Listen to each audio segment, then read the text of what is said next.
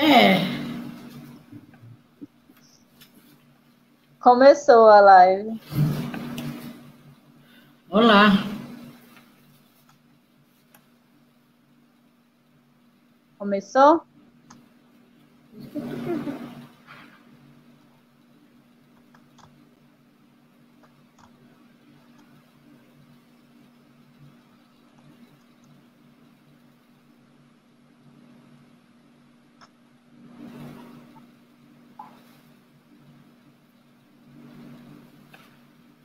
Tem jeito aqui, mas não tem jeito aqui. Estamos esperando a Bruna. Pois é. Bruna,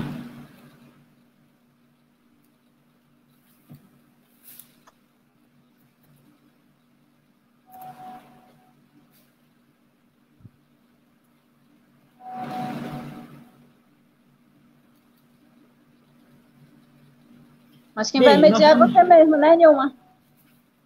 Já entrou online. já entrou.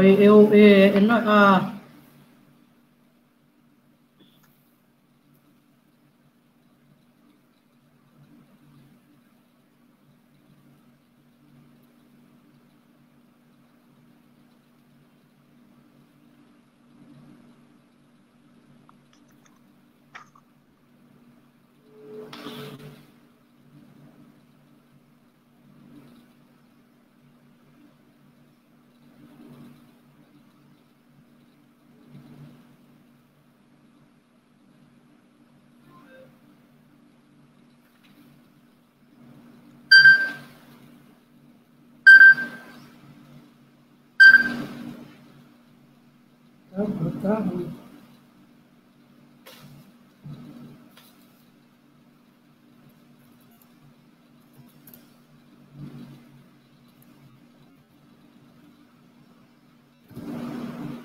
Joana já está aí.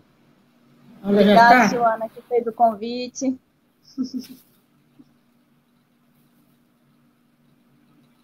Boa tarde.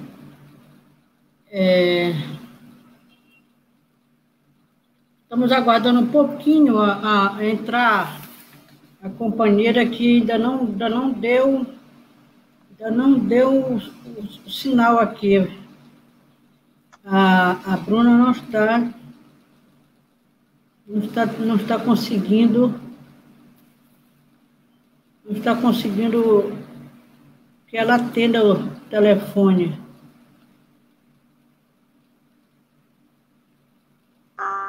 A Leide, né? Então, para a gente não perder tempo, eu sou Nilma Bentes, sou uma das fundadoras do CEDEPA, Centro de Estudo e Defesa do Negro do Pará, e também uma das criadoras da rede Fulanas, NAB, Negras da Amazônia Brasileira. E geralmente eu explico que a gente colocou Negras da Amazônia Brasileira porque muitas pessoas pensam que a Amazônia só existe no Brasil. E eu costumo fazer umas falas meio pedagógicas. Eu não sou uma boa mediadora, aliás, é difícil, eu não sou professora, então... Bem, mas aqui nós estamos, mesmo aguardando a menina, a gente começa. Eu gostaria que você se apresentasse logo, né? Estou procurando o melhor lugar aqui, porque tem um sol batendo aqui no meu rosto. Queria que você se apresentasse, Luana, para a gente ir. Né? Você se apresentava, daí eu falava um pouquinho do vírus, se ela chega, aí você continuaria, tá bom? Eu mesmo já tinha dito para a Bruna que em todos os lugares que tiver uma pessoa indígena, a prioridade sempre será dela, porque a gente tem aliança de parentesco, né, negros e índios, porque nós negros não sobreviveríamos sem o apoio dos indígenas, na verdade, então sempre terá prioridade a pessoa indígena que estiver no recinto, qualquer recinto, não é só esse aqui não. Então eu gostaria que você se apresentasse, iniciasse sua apresentação, tá bom? Poxa, Nilma, obrigada. Eu estou muito feliz com esse convite, com essa participação, com essa aliança com a rede Fulanas, né, com as mulheres negras da Amazônia. se organizando, uma experiência assim, muito feliz para mim. Eu sou Luana Kumaruara, sou liderança aqui na região do Baixo Tapajós, fica no oeste do Pará. Eu sou conselheira territorial do meu povo, o povo Kumaruara. Sou da aldeia de Solimões, que fica às margens do rio Tapajós, né? Eu estou estudando na UFPA, eu faço mestrado em antropologia. E faço outras atuações aqui também na região, com o Departamento de Mulheres Indígenas do CITA, que é o Conselho Indígena Tapajós Arapiuns. Trabalho com as juventudes e fortalecimento lá do território, vigilância de território, fazendo construção de protocolo de consulta e também um trabalho com a autodemarcação do território. Então, eu trabalho todo muito direcionado à questão de território e com a rede de mulheres também indígenas, né?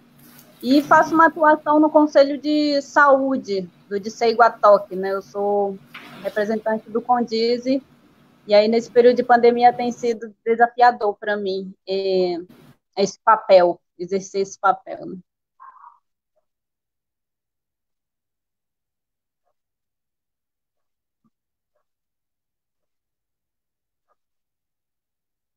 Nilma?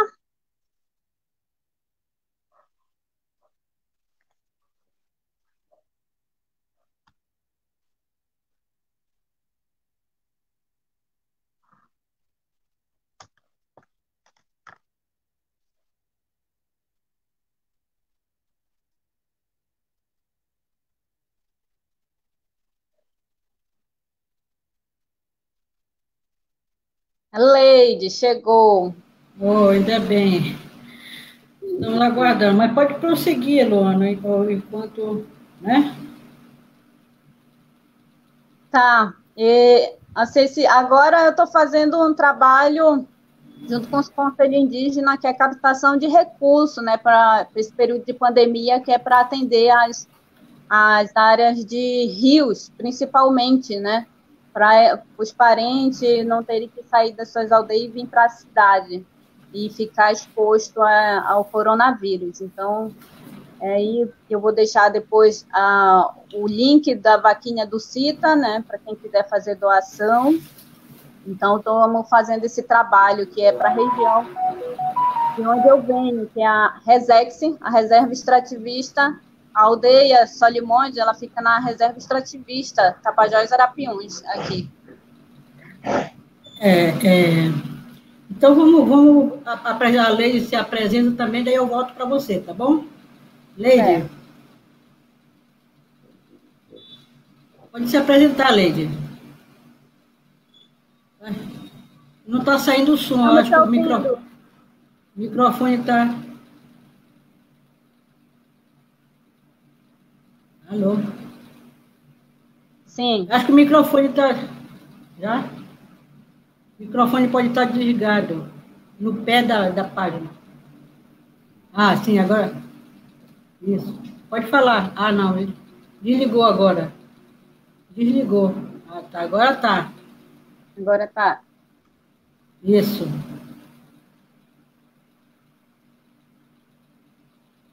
Não está ouvindo. De novo, né? Não estamos ouvindo. Aí, talvez seja o fone dela que está com problema. Deixa eu ver se ela entra, né? Vai entrar, vai entrar. Vamos lá.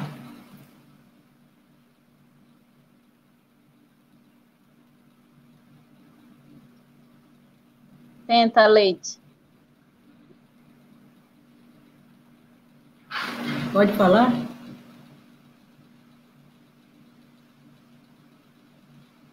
Testa o som, Leite. Não, eu acho que está com problema teu fone. É o fone ou é...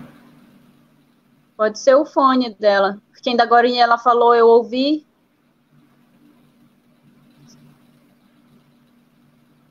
Bem, então tu continuas enquanto que a gente tenta que ela...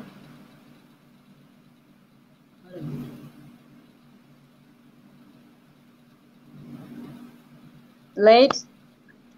Tá ouvindo a gente, Leide? Tá ouvindo? A gente que não está te ouvindo. Teu fone, que a gente não está te ouvindo com fone. Agora eu te ouvi quando tu estava sem fone. Tem que talvez a conexão, o conector da...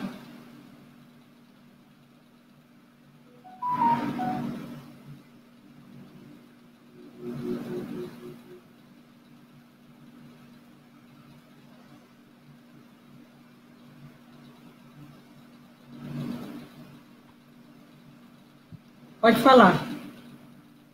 Nada. Não está conseguindo.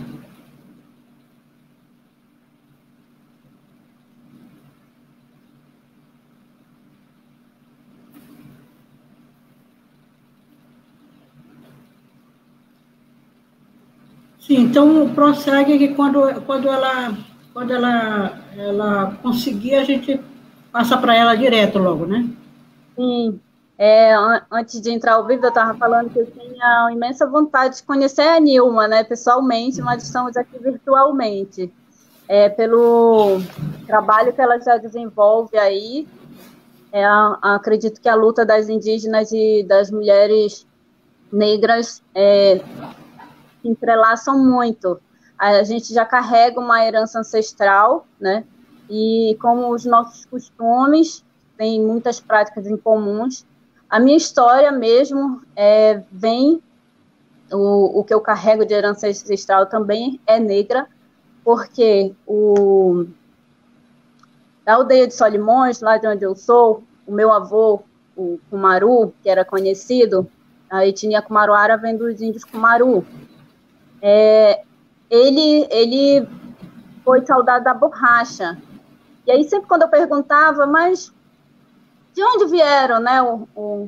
Aí ele dizia que de longe. Ele nunca contava assim a história, né? Que ele também tinha sido vindo descendente de escravos, né?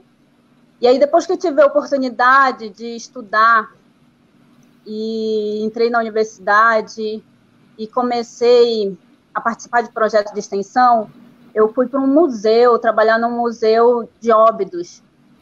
E lá eu tive acesso a alguns documentos que não podia tirar foto, não podia sair de lá, que eles faziam o comércio, né? O comércio e as trocas. E aqui na região de Santarém, a minha aldeia, a aldeia de Solimões, ela fica bem de frente para uma cidade que é o município de Belterra, onde teve muita exploração do látex, da borracha. E quando foi ano passado, eu tive, na verdade, toda essa região aqui, ela foi explorada, né, com a questão da árvore da seringueira, tirado o leite de lá, que é o látex. E tanto que eles chamavam naquela época de ouro preto, né? E aí eu nunca procurei, ouro nunca branco. Tive assim, ouro negro. Quando era branco, o látex é branco. Pois é, mas eles usavam esse termo e eu não entendia por quê, e nunca tive a curiosidade de perguntar, né? E aí então teve a construção em Fordlândia, né, que foi quando... Por que eu estou contando essa história? Porque tudo faz sentido que a gente... O que a gente vivencia hoje, o contexto, né, a atual conjuntura política, que teve um governador de Belém que aprovou um projeto de um americano que era para essa exploração aqui. Então, depois de muito tempo que eu vim ter acesso a essas informações, eu simplesmente eu sabia que meu avô era um soldado da borracha, que entrava no mato com vários homens, pegava e depois fazia um troca, passava aquele barco e dava 1 quilo de arroz, 1 quilo de feijão, enquanto ele dava as peças, né, assim, de borracha para esses pelas, embarcação. De pelas então, de borracha. Era um processo também escravo, porque meu avô saía de madrugada, não tinha condições, né? Levavam muitos seringueiros, levavam picada de cobra, então não tinha nenhum suporte, era um trabalho escravo aquilo, já, né? E aí a gente carrega aqui também a história da cabanagem. E a cabanagem é onde acho que tudo começa aí dessa relação dos indígenas com os negros, né, que sempre é muito forte nas memórias dos nossos velhos, essa história, tanto que antes de pertencer à aldeia de Solimões, a gente vem de uma aldeia que é Boa Esperança, fica no meio do mato, muito distante do rio, que foi justamente da época da cabanagem que eles migraram para o meio da mata para não serem encontrados, né? Então, eles viviam mais minha bisavó sempre contava que eles comiam mais raízes e caça. Então, da cabanagem já ficaram muitos negros aqui, os indígenas já estavam, e assim foi criando as relações, e assim a minha avó, que era originária dos Kumaruara, conhece meu avô, né, que já vinha de outra linhagem, que era trazido pelos escravos, ele era negro, e assim os Kumaruara foram muito conhecidos como quando eu perguntava, mãe, por que chamam meu avô de Kumaruá? Porque é da semente do Kumaru, e os Kumaru são reconhecidos como os índios pretos, né, negros. E aí, então, era coisa assim que a gente perguntava à toa, mas só depois que eu fui ter acesso ao escrito, e ano passado, já no mestrado, eu tive acesso o livro que é Coração das Trevas, que conta um viajante, faz um relato do Congo, eu não sei se você já leu esse livro, Nilma. E aí, nesse livro, eu lia, sabe, eu chorava muito, porque eu estava, parece, vendo os meus avós ali sendo capturados para serem trocados. E no livro, ele descreve lá que era para trocar por látex esses escravos, na Amazônia. Então, as coisas assim foram batendo, sabe, a história. E aí tinha essa minha vivência em Óbidos, né, que já tinha ali uma comercialização dessas mercadorias. E aí depois ver como nossos corpos é colocado, né, teve a guerra da cabanagem, que foi uma resistência mesmo, a gente expulsa os brancos daqui e diz, esse território é nosso. Então, aqui na nossa região, a gente já carrega muito essa história de guerrilha e de batalhas, né, e de ganhar essas batalhas mesmo. Então, a gente fez uma retomada do nosso território, e aí depois a minha mãe sai da aldeia, conhece meu pai, que é da Bahia também, negro, e assim vem essa construção de muito respeito sempre com os negros, nessa relação mesmo de familiar que eu tenho. E então, assim, quando hoje eu me deparo com outras mulheres, que são as quilombolas, né, eu tenho muitas mulheres que eu carrego no meu coração, a Vanusa, do Abacatal, né, a Carlene, lá de Oriximiná, a Claudiana, que é daqui, quilombola também. As nossas lutas são muito incomuns. E quando a gente é chamado para falar aqui sobre o que é esse bem viver, a gente fala, né, de um olhar, de um lugar com propriedade, que a gente carrega na história isso, em defesa pelo tudo que a gente depende, que é a Mãe Terra, né? A gente vê a importância da terra para a gente, não como algo comercial, como fizeram, né? O que tratam de bens como comércio, para a gente são, para eles, bem naturais, para a gente não é comércio, não é comercialização, como até mesmo eles fizeram com nossos próprios corpos. E então, como se já não passasse todo esse histórico violento que a gente tem, né? Aí, ano passado, nós tivemos ainda que ouvir, em plena era que a gente está, um procurador do Ministério Público do Pará ter falas racistas em um evento de direito, onde está formando opiniões, futuros juízes e advogados, falando que o problema da escravidão no Brasil foi porque os índios não gostavam de trabalhar. E até hoje, essa colocação que ele coloca. Então, foi algo que a gente não aceitou. Eu estava em Belém, no mestrado, então os quilombolas se reuniram para ir no Ministério Público Federal pedir, né, a saída desse procurador, que é o Ricardo Albuquerque, e eles me chamaram outros indígenas, então eu pude ir acompanhar e ele apenas foi afastado. Então, a nossa luta, além de ser defender a terra, ainda é ter que lutar por essa desigualdade social, né, que é o racismo. E aí esse trabalho que você faz, né, Nilma, a Rede Fulanas de processo educacional, tudo está na educação. Essa educação que é pregada aí nas escolas, né, é branca, né, e não tem esse entendimento de respeito como a gente tem com a natureza. A gente vê aí hoje o que está acontecendo, que culpam um morcego de ter causado essa doença do coronavírus, enquanto para a gente, os Kumaruara, o morcego ele tem outra importância, que é o de reflorestamento, né, para a natureza, e que não faz mal. Então, nada é que uma reação da natureza com o homem, né, porque o homem vem trazendo. Ontem eu vi a notícia da nuvem de gafanhoto que está aí. Para a gente, o gafanhoto alimenta outros animais, né, a galinha.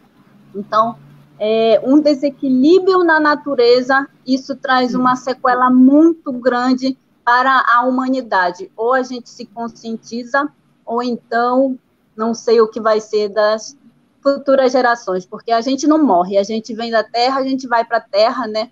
Nossos espíritos ancestrais, eles renascem, né? Eles revivem através de uma árvore, através do animal, a gente sempre vai estar vivo, sempre vai permanecer vivo. Então, assim, o respeito, a consideração que eu tenho, a luta dos negros, eu não consigo ver de formas diferentes. A gente está no mesmo espaço. E por que eu falo isso? Porque a gente já teve problemas com questão de território, né, demarcação. Porque vem a FUNAI, que quer delimitar a terra indígena, vem o INCA, que quer delimitar ali a terra quilombola, sendo que a gente tem os bens em comuns.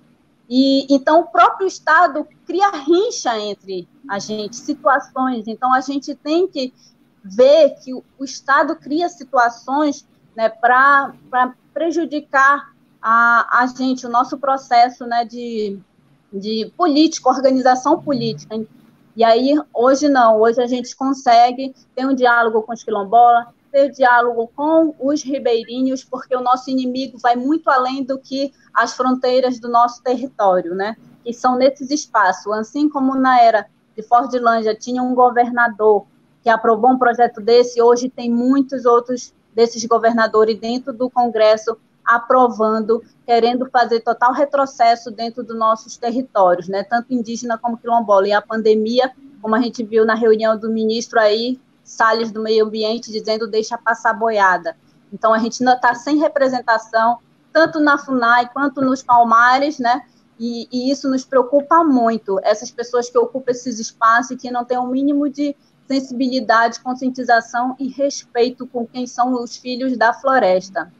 E essa minha fala que eu queria fazer no primeiro momento. Obrigada. Vamos ver se agora a Leide conseguiu... A gente consegue ouvir. Podemos tentar, Leide? Podemos. Opa! Estamos ouvindo? Estamos. Eu estou ouvindo vocês muito bem. Muito bem, muito bem. Pode falar, você se apresenta e diga que a gente está um pouco ansiosa para ver essa questão da florestania, para a gente poder fazer um bate-papo aqui. Tá certo. Bom, eu sou Leide Aquino, né, sou moradora aqui da Reserva Extrativista Chico Mendes, sou extrativista, sou negra, sou coordenadora do Fórum de Mulheres aqui do Alto Acre, faço parte da Associação de Mulheres Negras do Acre, da Rede Acreana de Mulheres e Homens, e estou aí na luta, no movimento de mulheres, no movimento ambiental, já há algum tempo.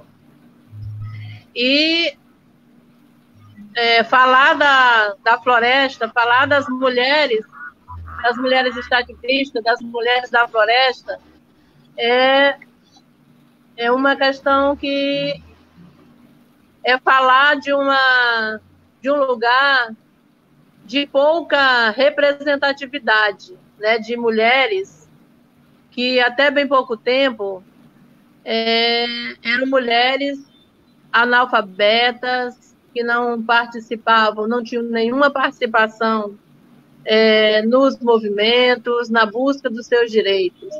Apesar do movimento de seringueiros, movimentos extrativistas na Amazônia, ele já tem algum tempo.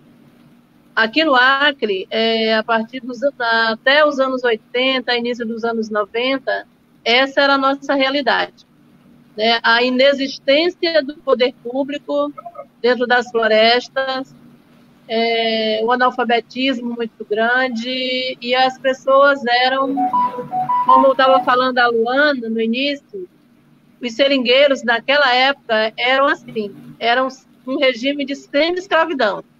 Se o seringueiro homem, o extrativista homem, era tratado dessa forma, imagine a extrativista mulher, negra, analfabeta,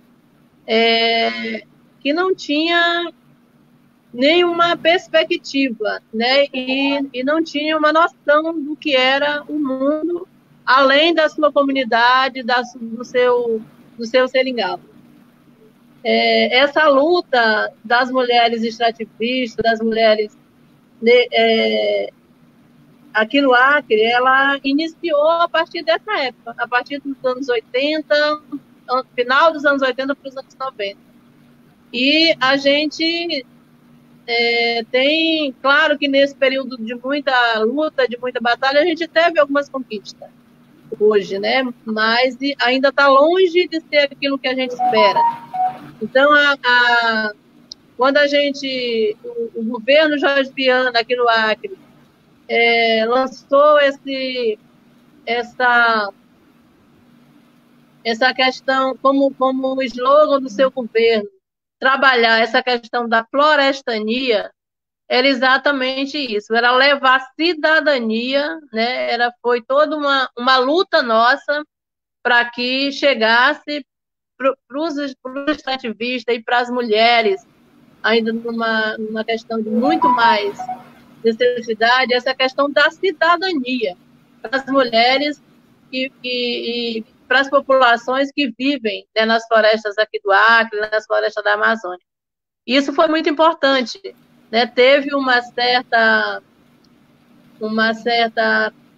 trouxe para as pessoas uma certa visão de que elas também eram pessoas de direito, que nós, mulheres extrativistas, mulheres e homens extrativistas, negros, que a grande maioria dos seringueiros aqui do Acre são descendentes de pessoas que vieram do Nordeste, do Pará, envolvendo também aqui a região amazônica. Meu pai era paraense e a família da minha mãe já era do Maranhão, então todos descendentes de negros. E esse período aqui no Acre que a gente teve de trabalhar essa valorização dessa população foi muito importante, né, para que as pessoas entendessem que também eram cidadãos, que também eram pessoas que contribuem para o desenvolvimento da nossa região. São pessoas que fazem e fizeram e fazem até hoje a defesa da floresta, a defesa dos recursos naturais, né? Então, esse termo florestania, ele ajudou muito ampliar essa discussão aqui no Acre, fazer com que a gente começasse a buscar por outros direitos, né, que até então a gente achava que não tinha. E esse foi um período assim, após um período de grande luta que nós tivemos aqui, que foi a luta pela conquista do nosso território, né, dos territórios coletivos. No nosso caso aqui são reservas extrativistas.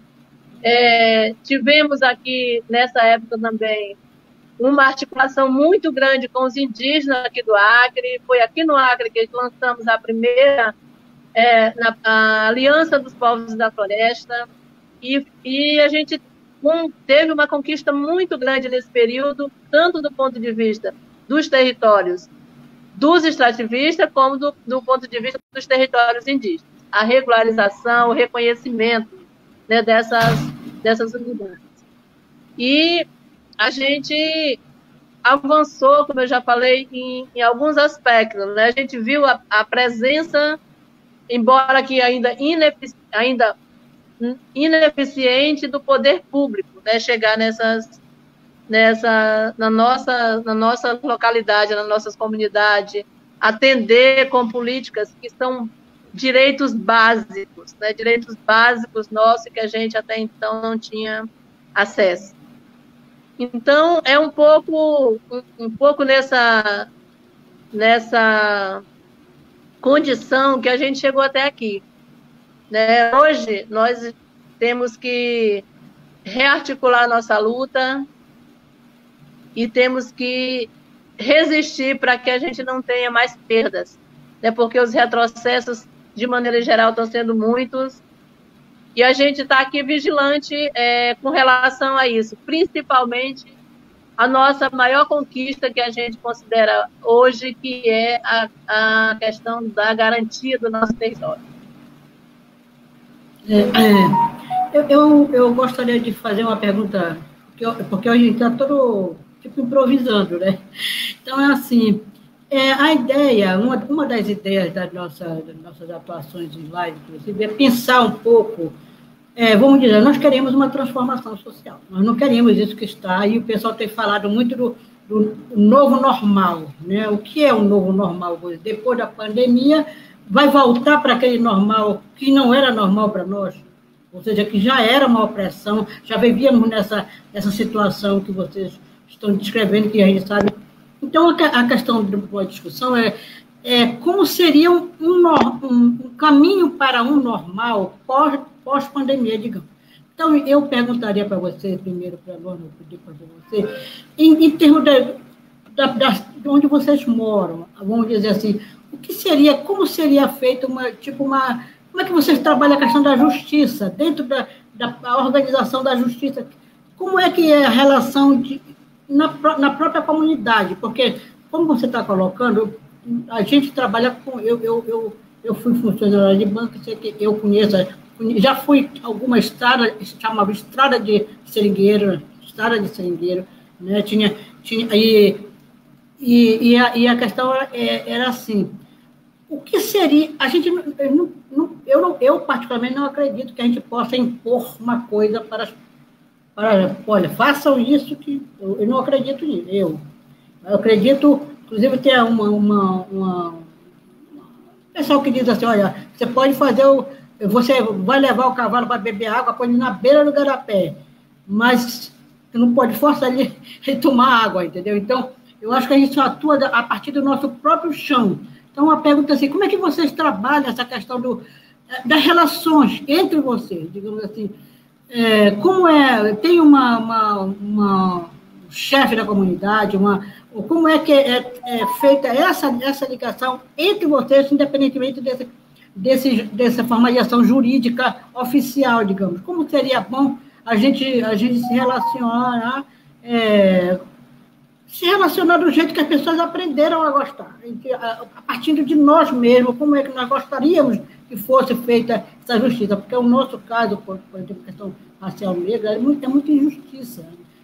Vem um sentimento horrível de injustiça, né? Há séculos. Então, eu gostaria de que a Luana comentasse, de você comentasse como é que se dá isso, como é que é a produção que vocês dividem, porque tem, como você colocou, você fala extrativismo, ela também falou. Mas você sabe que, por exemplo, no caso do Bem Viver, o Bem Viver combate o extrativismo industrial, o extrativismo, o grande extrativismo, quer dizer, dos minérios, né, das grandes empresas, e aí construção de barragens para desencadear todo esse processo. Então, tem o extrativismo comunitário e tem o extrativismo que faz as commodities, né? Então, aí se nós quisermos conversar a partir de nós, que, por exemplo, o Sul está discutindo outras coisas lá, o Centro-Oeste, agora nós temos que conversar nossas coisas aqui, porque a gente não vai conseguir que eles cheguem e imponham, como eles sempre vêm colocando, porque você sabe que eles são o interior, né? Antigamente o Ministério do Interior, que era o Brasil. Se a gente pensasse literalmente que é interior, nós temos litoral. A Amazônia tem litoral, o interior seria talvez a Brasília. Vamos lá, Luana.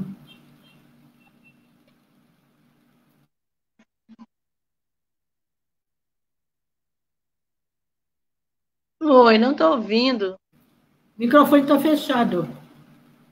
E, Luana? Essa coisa de lei, né, que foi criada aí pelos brancos querendo julgar, policiar. Então, a gente hoje também cria nossas próprias leis e nossas próprias regras dentro dos nossos territórios. Prova disso, agora na pandemia, muitas lideranças indígenas fizeram cerca dentro das suas aldeias para não transitarem, porque tem um fluxo de moto, né? Fazendo essa fiscalização, coisa que na cidade as pessoas se relaxaram muito, né? Então, aqui no Baixo Tapajós, dentro das aldeias tem as lideranças, cacique, pajé, tuxaua, segunda cacique, tem cacica mulher também, e aí também tem as representações territoriais. No caso, eu sou conselheira territorial, né? O meu território é composto por 4 aldeias, Solimões, Vista Alegre do Capixauã, Araçazal e Mapirizinho. E aí eu, como conselheira, tenho o seu Lúcio, o segundo conselheiro territorial. Então, a gente fica responsável de fazer algumas deliberações fora do território, né? Negociação, questão do articulações, mobilizações fora do território, inclusive a própria questão da demarcação. Quando o atual governo logo disse que não ia demarcar 1 centímetro de terra, todo o movimento indígena disse que também não precisava, se o governo não quisesse, porque a gente mesmo ia delimitar nosso território, a gente sabia qual era o limite, mas se era isso que eles queriam saber no papel, a gente ia fazer. Então, a gente começou a trabalhar formação, né, no território, para manuseio de GPS, os parentes pegar, aprender a manusear um GPS e marcar os limites e dizer qual é o lugar sagrado, onde é o lugar que eles caçam, onde é o lugar que eles pescam, né? Então, hoje a gente está tentando jogar isso para um mapa, é o processo da autodemarcação, né? Autônomo, somos autônomos. E as nossas regras é através dos protocolos de consulta, dizer o que pode e o que não pode dentro de uma forma de tentar barrar os grandes projetos, inclusive internacionais, né? Que são esses que, como eu coloquei aqui no período da fala, de interesses americanos e das colônias britânicas anteriormente, que querem comercializar os nossos recursos naturais. Então, aí, esse Conselho Territorial, qual eu represento, é dentro do CITA, que é uma organização que responde por as 70 aldeias que tem no Baixo Tapajós, em 3 municípios, Santarém, Aveiro e Belterra, né, com 3 etnias. Então, ao todo, somos, né, se for levar assim, pelos povos, uns 18 territórios. E aí a gente faz esse diálogo junto com o CITA, busca captação de recursos junto com o CITA, e a Leide trouxe aí a questão do chamado da floresta, né, inclusive teve um aqui já no Arapiuns, e aí foi quando eu conheci a Edel, que é do Conselho Nacional dos Seringueiros, e a gente começa a ver essa questão do território, né, como algo em comum, até porque acabaram se casando, né, indígenas com não indígenas, e aí existe ainda a negação de próprios parentes, né, que são indígenas, mas não querem se afirmar. Mas é o processo que foi, né, feito, colonizado, né, colocando a gente como algo ruim, pejorativo, assim, e tanto que tem comunidades que a gente sabe que é indígena, mas eles não se afirmam. E aí o Conselho Indígena, ele representa dentro da FUNAI, né? Então, há essa hierarquia, lideranças de base, ali os caciques, tuxau, aí tem conselheiro territorial. Eu estive 1 ano em Belém, mas todo o tempo em comunicação com minhas lideranças lá, e foi assim uma oportunidade também estar na capital, podendo levar algumas demandas nossas, porque é um custo muito grande, né, para a gente ter acesso a algumas questões, como, por exemplo, a política de educação, é tudo muito longe para a gente. E então eu tenho que ter esse diálogo, apesar de a comunicação não ser tão acessível. Tem pontos apenas de sinais lá do meu território que pega. Então eu vou, mando uma mensagem, depois a liderança recebe, e aí ela vai, retorna a ligação, mando, me liga, eu vou. Então, essa comunicação que eu tenho essa organização que a gente tem de forma autônoma, a gente está buscando, né, sem depender de governo, essa retomada de território, fazendo nossas próprias leis, nossas próprias regras, até porque, além do território Kumaruara, a Resex Tapajós Arapiuns está sobrepondo vários territórios, 8 territórios indígenas ali, povos que habitam ali, é uma gestão ainda muito falha, que não respeita a Constituição. Então, nós já barramos dentro da Resex 2 projetos internacionais. Um foi de crédito de carbono, sem nosso consentimento, e para a gente não é negócio isso, e o outro foi de manejo florestal, que para a gente não era claro que tipo de manejo era esse, né? Tipo, como a gente tem aí a seringa que faz lama, por que não fazer comércio desse látex, então, já que muito tempo isso serviu? Serviu quando foi do interesse deles, agora não é. Então, se discutir o que a gente tem de matéria-prima e que pode ser feito para fonte de renda. Então, a gente tem esse consenso junto com o Conselho Indígena e com outros povos da região. Tudo que a gente decide dentro do território, a gente consulta os outros etnia e território também ali próximo, que é o território dos Encantados, dos parentes do Paiú, dos Tupinambá, que estão tudo ali, né, próximo. Então, todas as nossas decisões é muito coletiva, que não abrange só o nosso território, mas como um todo a região, né, que pode impactar, até porque essa negação de identidade vem até mesmo do jurídico, e nós já tivemos uma negação aqui, contestação de um juiz federal, contestando uma terra indígena, dizendo que lá não tinha indígena, que era os parentes Arapiuns e Borari. Então, foi todas as 3 etnias para cima, ocupamos a Justiça Federal, até afastar também esse juiz federal e derrubar a sentença, porque ele negando 2 etnias, ele estava negando as 13 que existem aqui. Então, a gente não admite esse tipo de coisa. A nossa forma de enfrentamento é corpo a corpo mesmo, é no enfrentamento, é peitando, é ocupando, mesmo tendo algumas consequências, como prisão de parente, mas a gente não entrega fácil aqui o nosso território, não. É luta mesmo. Eu mesma também já fui agredida, porque lá na nossa região, a madeira é o que é mais ambicioso para as pessoas, e o outro conflito que a gente tem é de pesca predatória e turismo. Mas nas outras regiões, que nossas lutas são incomuns, é questão de sojeiro, é questão de implantação de mineração, barragem hidrelétrica no Tapajós, né? A aldeia de Solimão está ali, a margem do Tapajós. Então, tudo isso vai ser um grande impacto nas nossas vidas, assim como em outros territórios já são, que é a questão do agrotóxico, né? Com o veneno aí da soja, das grandes plantações de soja que tem aqui. E aí, já tem o garimpo, né? Esse território aqui dos parentes Munduruku do Planalto, eu fui agredida por um sojeiro. E então, assim, essa presença também de ser uma liderança indígena mulher, a gente fica muito mais, né, alvo, porque tinha vários homens ali, nenhum foi agredido. Assim como já passei por outros tipos de insultações, que outros parentes homens não passaram. Então, nossos corpos, enquanto mulheres, ainda tem tudo isso, né, de ser ainda um alvo ainda maior, né? Então, nosso enfrentamento aqui é no corpo a corpo mesmo. A gente não arreda o pé, a gente vai para cima e não vai entregar de mão beijada para ninguém em nossos territórios, não. É um lugar sagrado para a gente, é sagrado. A terra, a água, o rio, a mata, para a gente, tudo é sagrado, é vida, né? E a gente não vai entregar assim, não. A luta continua aqui, não parou. E aí, Leide? Bom, essa questão da legalidade, aqui quando a gente fez toda uma luta em defesa do nosso território, desde a época que a gente tinha como ferramenta, como uma forma de defesa do nosso território, que foi os empates, que era não deixar a pecuária, o grande...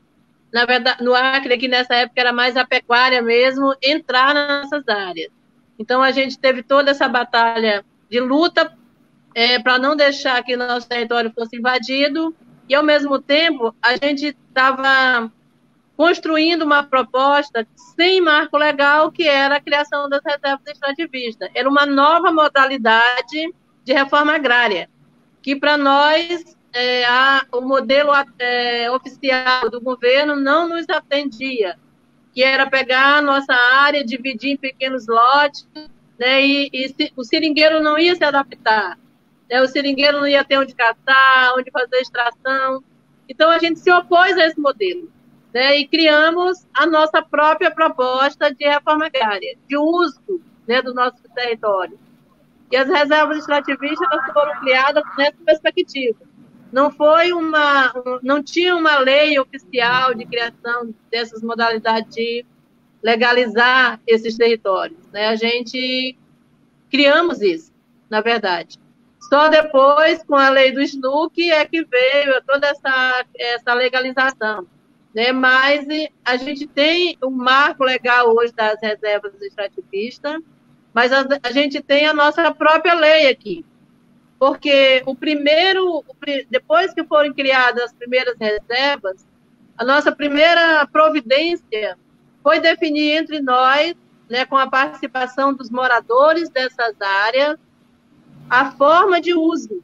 A gente já sabia, né, tradicionalmente, como é que a gente usa as nossas áreas, né, nossos territórios.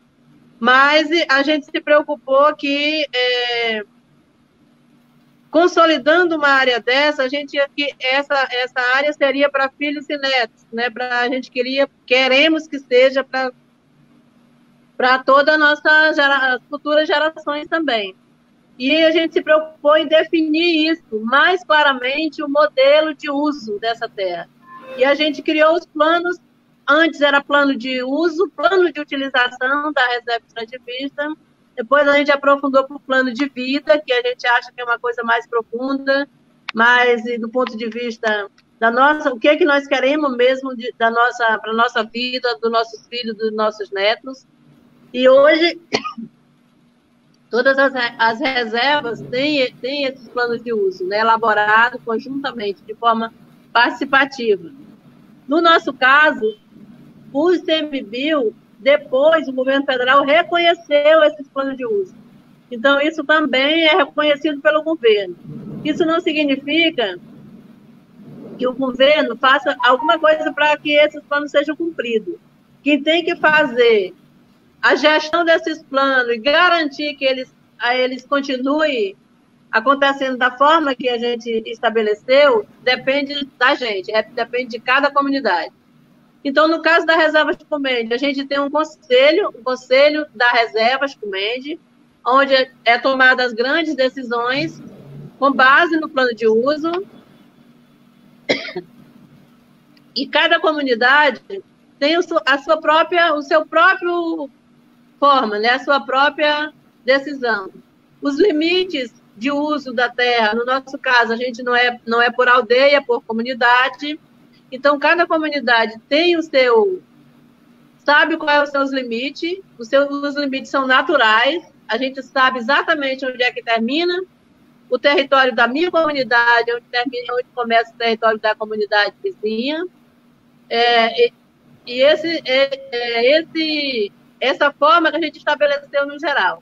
A gente tem como forma de organização social a associação, né, de moradores da Reserva extrativista Chico Mendes, que é uma associação que é detentora do documento de concessão de uso dessa terra, que é dado pelo governo federal, e a associação ela faz essa gestão de maneira mais geral. Então, é dessa forma que a gente se organizou desde o início, né, para fazer a gestão das reservas. Do ponto de vista oficial, tem um monte de discussão, né? O Conselho Deliberativo da Reserva, tem o próprio ICMBio que se apresenta como gestor, mas é uma gestão que é muito ineficiente e muitas vezes não tem nada a ver com o que a gente, né, com o que a gente pensa e com o que a gente organizou internamente. Então, essa organização, essa gestão, esse cuidado é nosso, do dia a dia. Quem fica vigilante durante esses 30 anos, no caso da Reserva Chico Mendes, nós temos já esse período longo. Quem tem feito toda essa parte dessa gestão, desse cuidado para não deixar que invasores entrem, que isso é constante. Não dá para a gente dizer agora nós criamos a nossa área, tão tranquilo, ninguém vai mais mexer com a gente. E isso é constante. A gente tem que estar vigilante todos os dias. E a associação, de maneira geral, a associação faz isso com relação a esse cuidado, essa parte toda. Com relação às comunidades, cada comunidade tem a sua forma de organização. A associação chama núcleo de base, né? Cada comunidade tem um representante, que é a pessoa que faz a interlocução direta entre a comunidade e a associação de moradores, né? Isso no período mais diário. Da forma da organização da produção, da organização produtiva, da organização social, tudo isso quem faz somos nós também. Nós temos aqui, no caso, nós temos uma cooperativa, né, de produtos agroextrativistas, que a base principal da nossa produção aqui é borracha, castanha, e a gente temos essa forma de organização. A cooperativa ela trabalha já no beneficiamento desses produtos, a gente não vende mais a borracha in natura, nem a castanha, né? Todas já são pré-beneficiadas, a borracha a gente vende já direto para as fábricas, né, de sapato, pneu. Agora, já nos últimos anos, a gente tem um contrato com uma empresa que produz tênis, uma empresa francesa que tem fábrica aqui no Brasil e que a gente comercializa a nossa borracha diretamente para eles. Então, essa empresa é uma empresa que trabalha com produtos certificados, que buscou, na verdade, esse contato aqui com a gente por conta do certificado de origem da nossa produção, que é manejada, que respeita a questão ambiental, a questão social, e paga um percentual pelos serviços ambientais, né, que os extrativistas prestam, conservando a floresta. Então, a gente trabalha com esse lema, que é produzindo castanha, produzindo borracha e conservando floresta. Essa é a forma de organização que a gente tem trabalhado.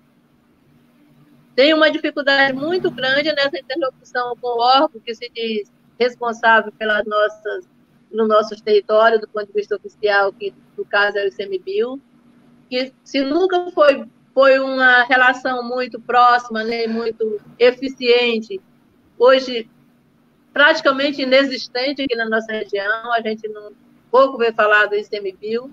Então, quem tem que fazer todo esse processo aqui somos nós. Quem tem que defender, quem tem que fazer a gestão, quem tem que discutir a produção, quem tem que discutir todas as questões importantes para o nosso território, somos nós. Então, a gente observa que tem dois pontos em comuns com aquilo que a gente, no começo, estava tentando conversar. Por exemplo, o coletivo acima do indivíduo, né? Quer dizer, predomina o espírito coletivo.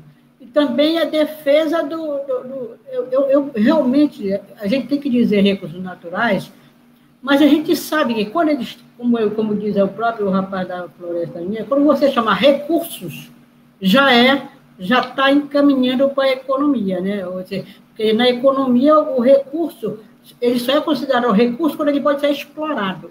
E a palavra explorar já significa explorar, né? Então, quando a gente fala recursos naturais, de fato é um bem natural, né? Mas então a gente converge, vocês duas convergem na questão da defesa, né? Da defesa da floresta e de todo o ambiente natural e também o indivíduo, o coletivo acima do indivíduo, que são dois pressupostos daquilo que a gente era defender, não só do bom viver, como do Ubuntu. Ou seja, tudo está ligado a tudo e a gente tem que defender, por exemplo, comercializar a água, comercializar a madeira. A madeira é uma coisa terrível. E o meio urbano, ele depende do meio rural, todos nós sabemos, não é? Então aqui, por exemplo, uma luta que faria esse link, vamos dizer, a questão das cidades, sobretudo das grandes cidades, que é essa questão do trânsito, por exemplo,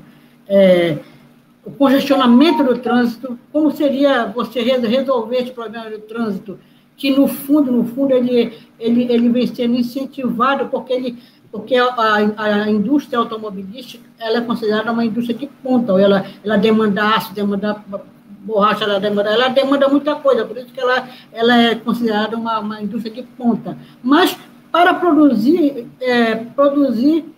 transporte coletivo. Só que agora, com essa questão da pandemia, eu já ouvi alguns empresários dizendo que quando passar, vai ter um medo muito grande que vai aumentar a produção de carros, aumentar a produção de veículos individuais, porque as pessoas não vão querer se juntar nos coletivos, nos metrôs e etc. Então, parece que a indústria de coletivo vai ter que se adaptar. Hoje, por exemplo, já vê táxi que separa o motorista que separa o motorista do que está sendo conduzido. Então, a questão do bem viver na cidade, ele difere um pouco dessa do meio rural, mudaram de lugar, me empurraram para... Então, fazer esse link, fazer a grande discussão, a grande dificuldade para a gente não ficar romantizando as nossas ideias, é justamente essa passagem do coletivo para o indivíduo e o coletivo. Porque no meio urbano, o individualismo é muito forte, o consumismo é muito forte. E como vamos fazer essa ligação como vamos reduzir os plásticos, por exemplo, que é uma coisa horrível, essa poluição, não só poluição do ar, como poluição sonora, como essa coisa que a gente está tentando construir, ideias para a construção, né? Nessa questão do Ubuntu, que eles vêm com uma questão da justiça restaurativa, a justiça restaurativa que tenta, já foi aplicada na África do Sul no tempo do Mandela, mas que não foi muito bem aplicada, porque na justiça restaurativa você ouve os dois envolvidos, o agressor e o agredido, e tenta, conciliar, né? Mas o que foi prejudicado, ele tem que ser restaurado o que ele perdeu, digamos assim. Então, é um outro tipo de justiça que inclusive, foi utilizada nessa questão da Comissão da Verdade, desse que vem sendo utilizado, e é uma ideia que no Brasil é dificílimo de se pensar, não de se pensar, mas de se executar, mas que a gente deve alimentar a discussão de como fazer com que não seja punitiva, bem? Então, tu pega e vai para a cadeia, e aí na cadeia tu não ressocializa, aí tu volta e faz de novo o crime, né? Então, eu gostaria de ouvir de vocês como é que vocês estão pensando. Por exemplo, ela ressaltou a questão da madeira, eu vi árvores de dezenas de anos ser destruída com uma motosserra em 30 minutos. Uma árvore que leva 30, 40 anos para crescer, uma jatobá, eu me lembro muito.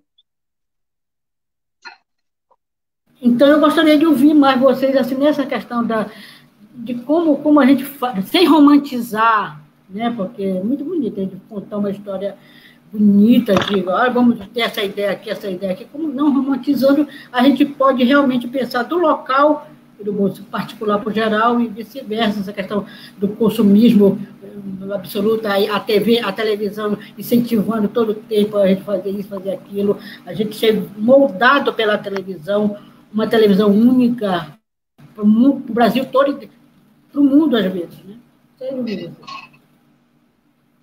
A televisão coloca lá o agropop, né? Como se fosse a melhor coisa do mundo, a solução para as coisas, mas vai ver a fundo quais são as sequelas desse agropop. Bom, Kumaruara, a gente vem de origem do Kumaru. Kumaru, para quem conhece, é uma árvore muito cobiçada por madeireiros, porque é uma árvore forte, né? E aí, para a gente não é só uma árvore para comercialização, construir uma casa porque vai durar mais, a madeira é boa. Além dele dar cura para a gente, a semente do cumaru é uma árvore sagrada. Então antes, a gente tem todo um processo de relação com a natureza e não ser uma relação de comércio. E aí, quando você traz essa questão, né, das madeireiras, que aqui na nossa região, na Resex, sempre foi uma luta mesmo, até, inclusive, tem um parente que ele é lá do Maró, e ele, quando vem em Santarém, é escoltado pela polícia. Isso passaram 10 anos, respondendo um processo das mobilizações que a gente fazia do Conselho Indígena e de escoamento de madeira ali no Rio Arapiuns, né?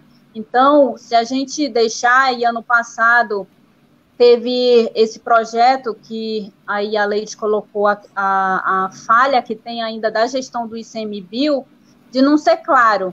Então, quando a gente viu apenas o resumo do projeto, que dizia que ia botar motosserra na mão de parente, que ia abrir a estrada e botar trator, opa, isso daí não é o que a gente quer para nossa...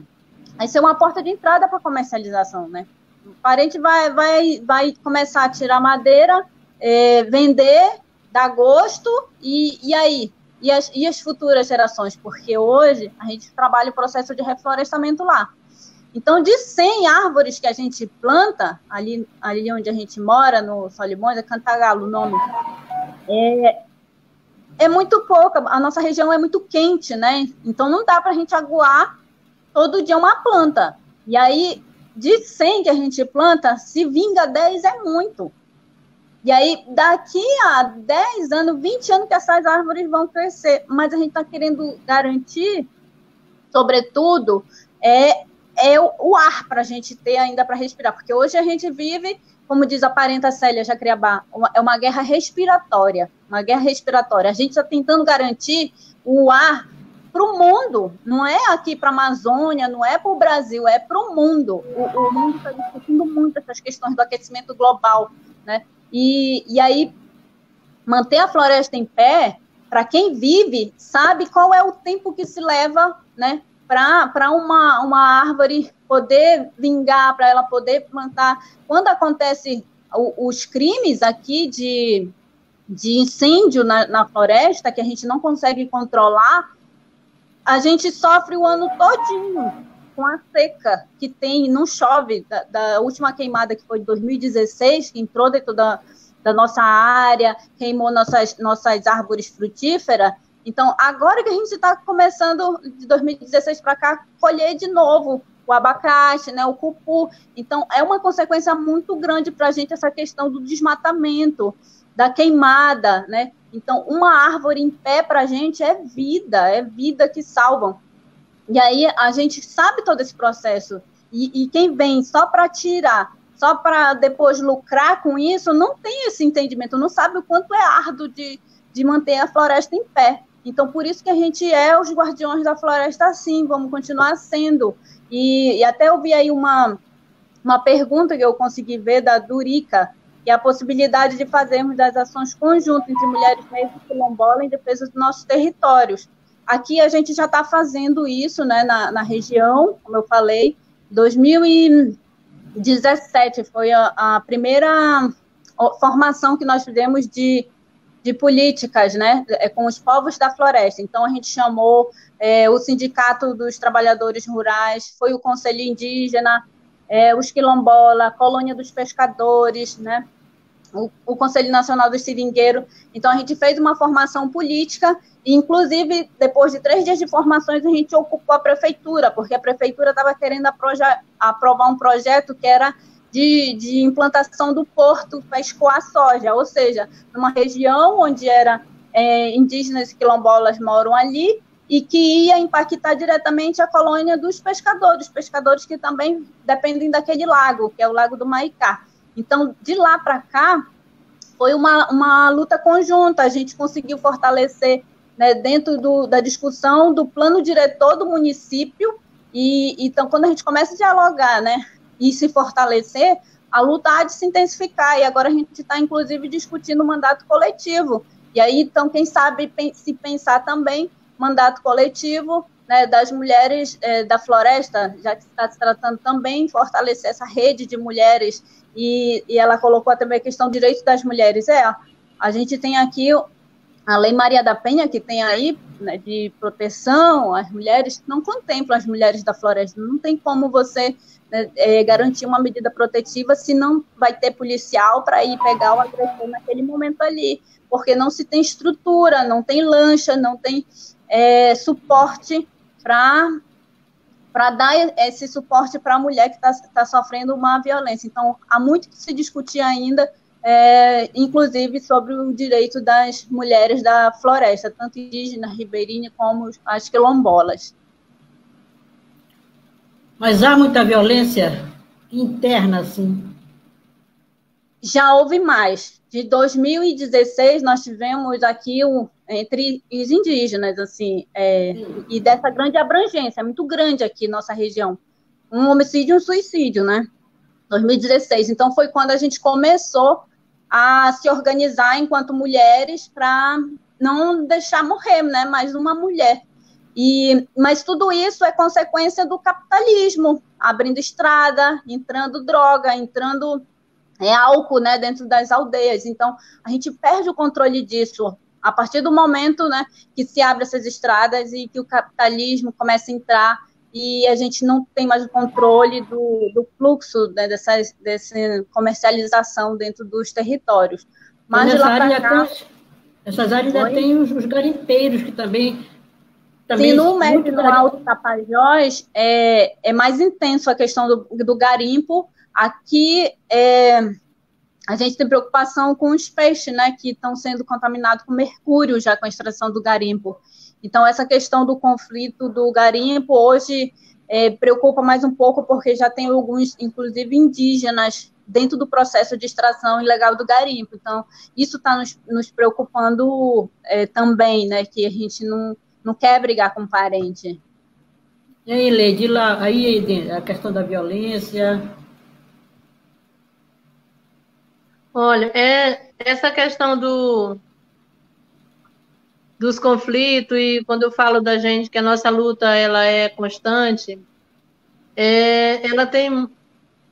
nós temos aqui muitos problemas. Quando a gente fala de que a gente elaborou um plano de vida, para a gente alcançar esse objetivo de tudo que a gente sonhou, a partir da conquista, a partir do uso coletivo, a partir das decisões coletivas também, mas a gente tem que lutar no dia a dia por essas questões que são externas e que entra, né, e que atinge, mesmo a gente estando num território que a gente, de certa forma, tenta fazer uma gestão. Mas a gente não está livre, né? Aqui no Acre, aqui na nossa unidade, a gente tem muito essa questão dos madeireiros, né? A gente tem uma luta constante com essa questão de não permitir a retirada. A gente não faz extração ilegal de madeira, mas a gente tem muita influência de fora, né? De pessoas, de madeireiros, de empresas que querem tirar. Até porque aqui na nossa região, a área que tem esse recurso em abundância é a nossa. Os demais, né, já são todas áreas muito devastadas, que já tem escassez, né, da maioria desses produtos, de madeira, que tem escassez da caça, que tem escassez de uma série de produtos e de recursos, né, que são essenciais na nossa vida. Então, a nossa luta aqui, ela é também nesse sentido. Essa questão das drogas, a gente não está livre, por mais que a gente faça um esforço, uma proteção aos nossos jovens, mas isso já ocorre, né, dentro da nossa unidade. As drogas lícitas e as ilícitas. E isso é muito preocupante, a gente tem isso como um grande desafio aqui, para como livrar, principalmente a nossa juventude, de ser alcançada, né, por esse mal que eu considero uma questão muito, muito difícil de ser controlada, uma questão de saúde pública, na verdade, uma das piores questões questões sociais que a gente tem que trabalhar no Brasil, no nosso país, mas a gente já tem isso chegando nas nossas comunidades. Temos aqui na nossa região também, por ser uma região de fronteira, por incrível que pareça, a gente tem a questão do tráfico de pessoas. É uma situação que ela é muito não tem visibilidade. Nós sabemos porque a gente acompanha, estamos dentro dos movimentos sociais, acompanhamos as questões da nossa região, do nosso território, mas a gente, para a sociedade, para os governantes, isso passa de maneira invisível. Então, são questões que, para a gente, são fundamentais, são assim, essenciais para que a gente não tenha, para que a gente possa implementar realmente aquilo que a gente sonha, que é a garantia do nosso direito, né, da nossa qualidade de vida, né, da permanência e da cultura dentro do nosso território, e a continuidade, né, da nossa luta e do nosso modo de vida pela nossa juventude. Então, nós temos questões sérias, nós ainda temos questões de conflito de território nas áreas de entorno da reserva, que, de vez em quando, a gente também é prejudicado por conta disso. E nós temos uma questão agora que está na pauta aí do momento.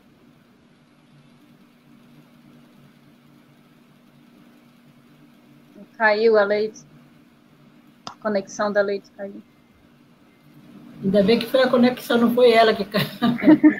O pessoal já caiu, aí só ouve dizer, olha, caiu. Um monte de live que tem, aí só ouve o pessoal, caiu fulano, caiu outra pessoa. Mas é incrível, porque essa questão das drogas é uma coisa que há uma luta de passar essa questão para a área da saúde, não para a área da segurança pública, porque eles tratam o assunto na área de segurança prevenção, pública. Né? Uma das demandas, né, da questão da saúde é que passe para o Ministério da Saúde. Eu não sei qual é a droga. Bem, a droga lícita certamente é o álcool, né? A ilícita eu não sei qual é que mais vai para aí. Na área de vocês tem o quê? O álcool mesmo. Mas essa é lícita, né? E a outra? Maconha. Teve casos já, território aqui, que estava com problema, né, das drogas entorpecentes, e foi feito, inclusive, um conselho deliberativo, uma discussão sobre segurança pública, né, junto com a segurança pública daqui, foi construído algumas coisas lá, tipo, o bar fica aberto só até tal horas, tentando amenizar essas violências que estava tendo, brigas, né, dentro. Mas é difícil a gente controlar isso daí, mas a gente está tentando fazer um trabalho aqui com o Departamento de Mulheres do CITA, né, já com a juventude, porque a juventude são os que estão começando a formar família já, então, já para ter uma orientação, né, sobre as questões das drogas. A lei estava falando quando a conexão caiu. Eu estava indagando, porque uma das demandas é passar esse assunto das drogas para a área da saúde, não da segurança pública. E perguntei para ela qual eram as drogas. Eu digo, a lícita geralmente é o álcool, mas as ilícitas. E também uma questão desse tráfico de pessoas, porque para a Bolívia, porque Eu tive a oportunidade uma vez de ir a Brasileia e atravessar para a Bolívia, para uma cidade que eu não me lembro agora, mas eu não acreditava que aquele rio, que eu considero relativamente pequeno, fosse tão diferente uma cultura de uma banda para o outro lado. E eu vi que tem uma forte diferença da cultura da Bolívia, apesar do rio ser estreito. É verdade. A gente tem é completamente diferente, né? Ali são culturas muito próximas e, ao mesmo tempo, muito diferentes. A gente tem que conviver, aprender a conviver com essa nossa realidade aqui. Com relação ao que a gente tem feito, né, com essa situação toda. Essa questão do álcool, na nossa gestão interna da reserva, tem uma questão. A gente tem trabalhado essa questão da conscientização dos jovens e adultos também. Não é permitido ter venda, né, de bebida alcoólica nem outras drogas dentro do território. Isso a gente sabe, não é permitido, né, mas a gente sempre sofre essa influência de pessoas que vai, que leva, mas a gente trabalha isso no dia a dia. Essa questão que a gente, da fronteira aí, é uma questão que a gente ouviu, que a gente não tem como trabalhar só do nosso lado, né? Trabalhar aqui do lado brasileiro e quando a influência direta dos outros dois países daqui da fronteira.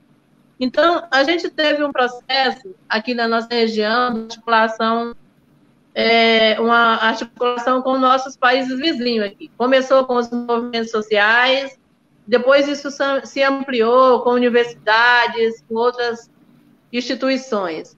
Era chamado Movimento MAP, né, que é da região do estado do Acre, Madre de Deus e Pando na Bolívia e Madre de Deus no Peru.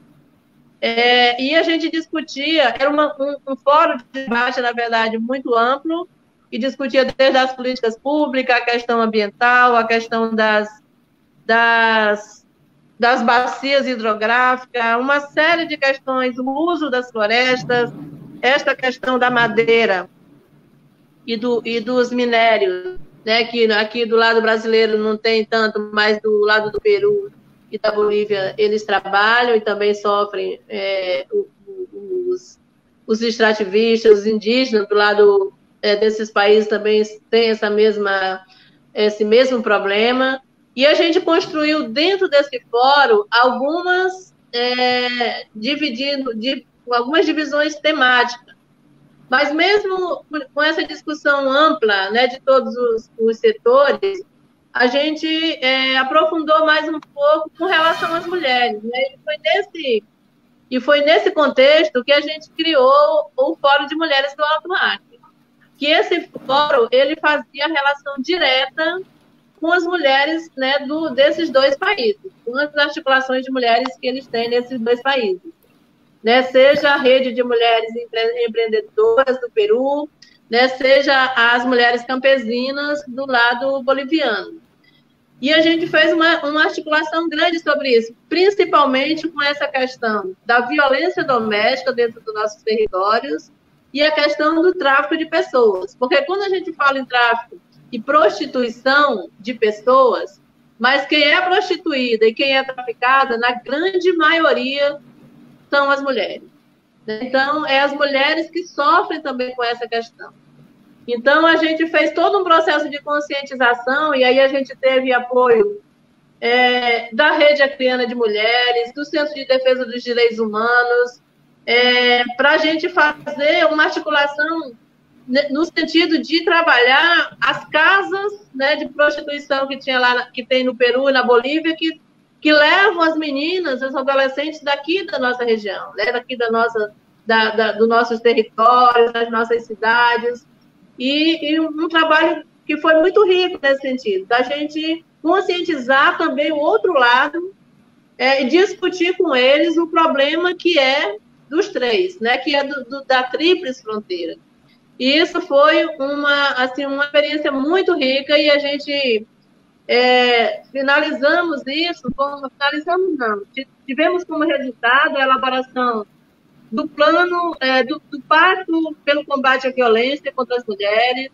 A gente teve a elaboração, na época, que a gente estava no meio dessa articulação, a gente trabalhou aqui do nosso lado, do lado peruano, avançou muito também, do lado político não avançou tanto, mas trabalhamos a questão das políticas públicas, né, de combate a essa... que trabalhasse, que ajudasse as comunidades nessa questão toda. Então, a gente continua com esse trabalho, a gente tem a influência da BR, né, o nosso território aqui é cortado pela Transoceânica, a BR 317, né, que atravessa para o Peru e que vai, é chamada aqui a Estrada do Pacífico, e que teve, assim, também uma influência e teve uma série de coisas que vieram também com essa grande obra. E nós trabalhamos todo esse contexto muito forte. Foi trabalhado por nós, né, pela Reserva Chico Mendes, já que a reserva ela se estende nesses 3 municípios, né, que são considerados aqui o eixo, né, dessa estrada, que é o município de Chapuri, Brasileia e Assis Brasil, que é onde 90% da Reserva Chico Mendes está nesses 3 municípios. E a gestão dessa reserva ela é feita por esses 3 municípios. Então, cada município desse tem uma associação da parte da reserva, cada município desse elaborou esses documentos que eu acabei de falar, que é os planos de gestão, que foi o plano de uso inicial, que é a organização da produção. E o nosso grande desafio a gente trabalhar essas questões, que são as questões sociais que atingem diretamente as pessoas. Questão de saúde pública, questão de segurança, nessas questões que a gente tem trabalhado aqui. Só uma curiosidade, eu queria saber se nessa violência doméstica que vocês também inclui a questão das crianças, violência contra as crianças e adolescentes, dentro do âmbito doméstico. Sim, tem sim. Agora, com o trabalho das mulheres, né, teve mais assim, acesso à ocorrência, porque assim, é uma relação de confiança que a gente tem que construir primeiro com as mulheres, né? Que muitas não sabem como lidar com isso, porque está muito ali dentro, né, da família. Então, imagina uma aldeia ter que tratar essas coisas, e ainda tem toda uma questão, ainda na cultura indígena, acho que seria outra live para se discutir isso, da questão da entrega, né, da menina. Então, hoje elas estão dizendo que não querem, né, casamento arranjado, que não querem ser entrega, e aí quando ela traz essa questão do tráfico, aí até me veio na lembrança, assim, uma que eu presenciei, foi entregue para um garimpeiro para ensinar os outros parentes a tirar ouro, né? Então foi de contra vontade de uma parcela da aldeia. Isso não foi na minha aldeia, né? Mas eu presenciei em outra região. E então é como se fosse ainda o que a gente estava falando no começo da live da comercialização dos corpos. Isso não é coisa do passado, são algo ainda presentes. Sobretudo na Amazônia, não é só com as mulheres indígenas, eu acredito. Então, são coisas delicadas ainda, que a gente está vendo formas ainda de como ver isso, porque a gente não tem essa assessoria jurídica e psicológica ainda para entrar, né, nessas discussões, mexer e tudo isso daí. É claro que de 2016 para cá, quando a gente começa o trabalho com as mulheres, a violência, entra muito, sim, as questões das crianças, né, de quererem ver o corpo da mulher como da mulher indígena, né, como algo sexualizado ali, desejado, e até quando elas vêm, né, para a cidade, isso, e aí nos preocupa, e também quererem tratar como, de uma menina de 11 anos, 10 anos ter um ato sexual com um homem, que for algo cultural. Não é, porque se ela se incomoda, se ela diz que não é bom e que aquilo incomoda ela, então não é algo cultural, né? Então, elas precisam ser ouvidas. Essas meninas não estavam sendo ouvidas, mas está sendo um processo ainda delicado ainda para se falar, mas que a gente está tentando construir. Aí o Departamento de Mulheres está com esse grande desafio. Agora a gente está tentando captar recursos para essa assistência jurídica e psicológica, senão elas desistem do processo, né, porque elas sofrem muita pressão familiar ali, porque todo mundo é parente mesmo, e aí muitas não levam adiante. Bem, então, como já vamos terminar, eu gostaria que você fizesse a consideração finais, né, a lei de... Quem sabe outra vez alguém, inclusive outra pessoa melhor de mediar, faça essa conversa melhor com você. Faça aí, a gente faça suas considerações, micro-considerações finais, e a gente se encontra em outro momento. Eu estava dizendo para a Luana no começo que ela falou isso, que quem sabe na próxima encarnação, se isso houver, né? A gente vai varar a pandemia. Vamos lá. Leite, considere e se despeça. Primeiro, teve uma pergunta, eu não consegui, eu acho que todas as perguntas que foram feitas, mas aqui eu vi que foi feita para mim com relação ao modelo de gestão, se aplica a outras unidades. O que a gente tem, esse modelo de gestão que nós, na verdade, iniciamos aqui na Reserva Extrativista de Comende, aqui no Acre, por ser o estado que primeiro teve a criação dessa modalidade de território, ela se aplicou já às 2 reservas primeiras criadas aqui no estado. E ela já se aplica em grande parte das reservas extrativistas na Amazônia. Um modelo que é trabalhado, que é trabalhado até hoje pelo Conselho Nacional de Seringueiros, né, que em vários estados da região lutou pela questão da criação desses territórios, e também participa, ajuda, contribui na formação deles, no modelo de gestão, né, de como organizar a gestão desses territórios.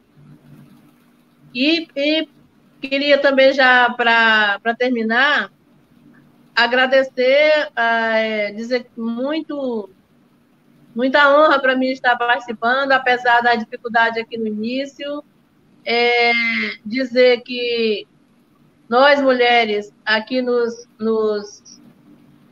as mulheres extrativistas, aqui nesse período de pandemia, também a gente tem tido uma união e tentado fazer essa gestão muito grande. Então, várias comunidades também definiram por não receber visitantes, a proteção dos nossos idosos, das pessoas que são consideradas de risco, e a organização para que essas comunidades venham à cidade comprar os mantimentos necessários, para que não venham todos, não venham jovem, não venham criança, né? Então, a gente tem trabalhado um pouco isso e tem ficado, apesar do distanciamento, a gente tem ficado próxima do ponto de vista de como a gente tem se organizado para atuar.